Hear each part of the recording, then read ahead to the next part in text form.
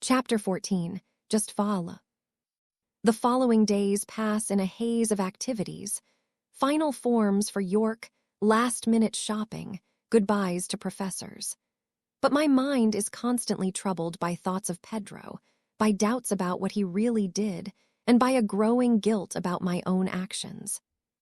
On a particularly hot afternoon, I can't take it anymore.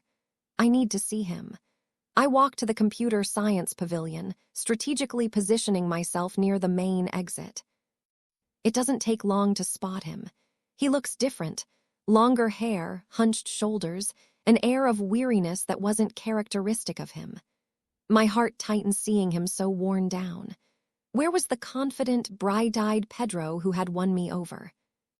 When he passes through the pavilion gates, I notice Francisco, a friend he had introduced me to. Without thinking much, I approach. "Francisco, hi," I call out, making him turn with surprise. "Sofia, hi, how are you?" He seems genuinely pleased to see me, which is a good sign. So, did something happen to Pedro? Did he break up with his new girl? He looks so down. Francisco furrows his brow, genuine confusion on his face. "New girl? What are you talking about? After you two broke up, he hardly even leaves his house. He's completely down." I feel as if the ground has disappeared beneath my feet.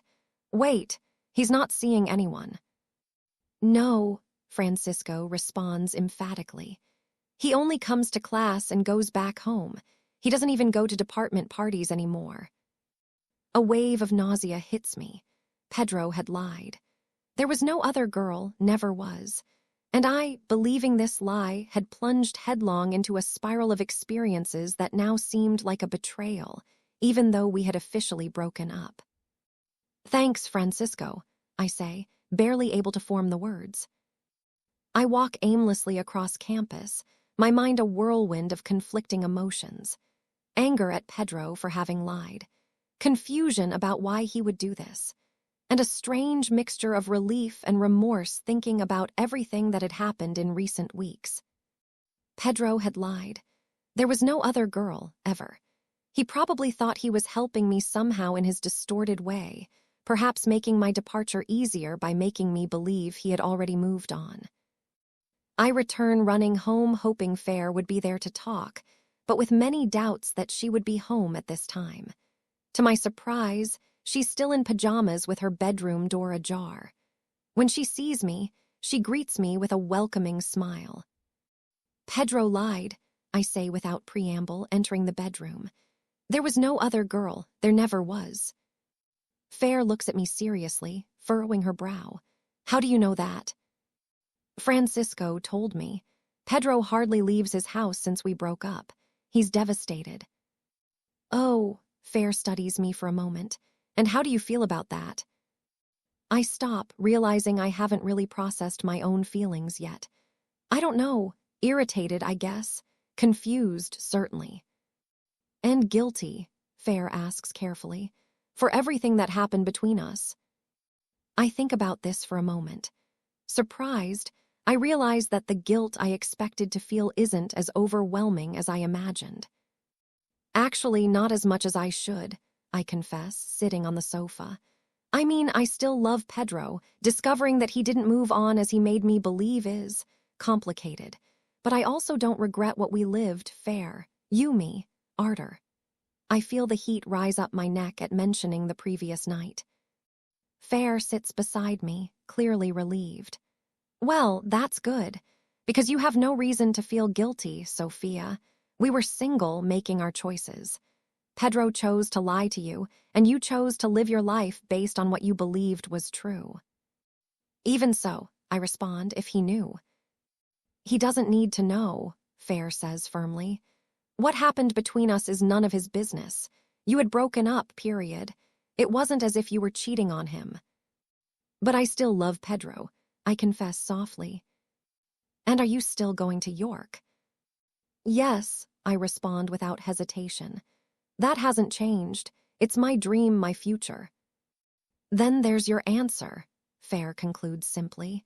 "You made your choice when you broke up with him at the lake.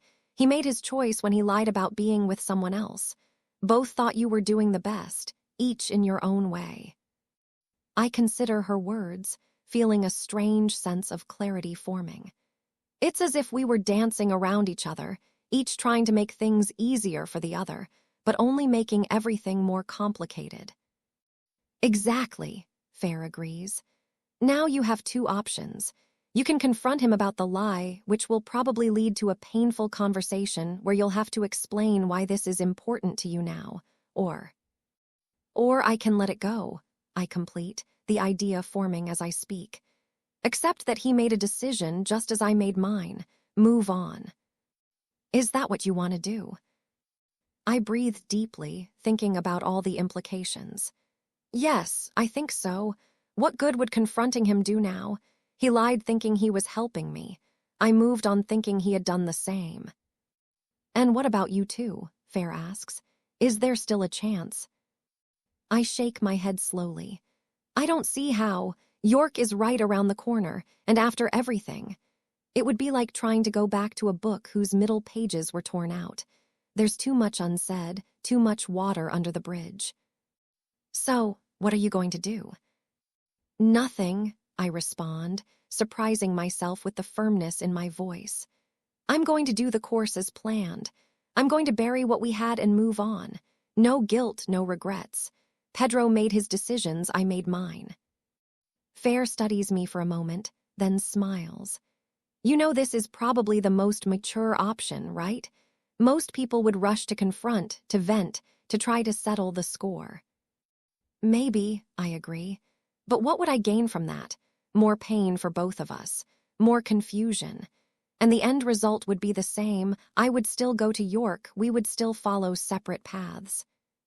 Sofia Martins, Fair says, an admiring tone in her voice. I think you're finally growing up. I laugh, feeling a weight lift from my shoulders. Took long enough, didn't it? You know, Fair says thoughtfully, I was worried that you would sink into guilt over what happened between us, that it would somehow ruin our friendship. Why, I ask, genuinely surprised. What we did was good, Fair. Different, unexpected, but good. It's not something I regret. Even with this whole situation with Pedro.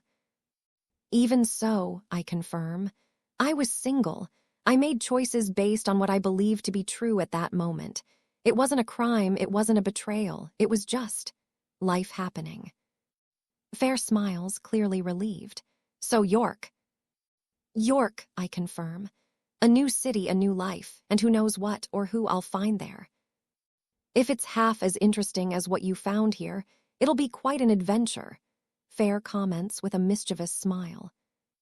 I think I've had enough adventures to last a good while, I respond, laughing. It's never enough, Fair argues, just different types of adventures. In the days that followed, I kept my resolution. I didn't seek Pedro out, didn't try to confront him about his lie.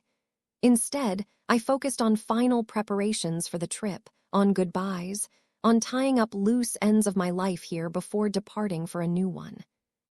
Occasionally, I would glimpse Pedro across campus, always at a distance, always briefly. Each time I felt a pang of melancholy, a slight what if. But it was fleeting, each time weaker. What we had was real, it was beautiful, it was important. And now it was over. Not because of a lie, not because of my experiences with Fair and Ardor, but simply because our paths were following different directions. On the eve of my departure, Fair organized a small farewell party in our apartment. Just a few close friends, wine, food, and shared memories. In a quiet moment, while the others were chatting animatedly in the living room, she found me in the kitchen. No regrets, she asked, passing me a glass of wine. About Pedro, or about you, I responded with a smile. Both, she said, leaning against the counter beside me. I thought for a moment, truly taking inventory of my feelings. No regrets, I confirmed finally. Sad about what could have been with Pedro, yes, but I don't regret how things ended or what I lived afterward. I'm glad, Fair said, toasting with me. You deserve York, Sofia, and York deserves you. This new version of you who isn't afraid to live, who doesn't drown in guilt over her choices. I'm still working on that, I admitted, but I'm getting there. You're going to conquer that city, Fair declared with conviction. And when you come back to visit, I want to hear about all your adventures. All of them, I asked with a raised eyebrow. Especially the good ones, she responded with a wink. We laughed together, and in that moment, I felt a deep certainty that, despite all the ups and downs, the decisions I made had led me exactly where I should be.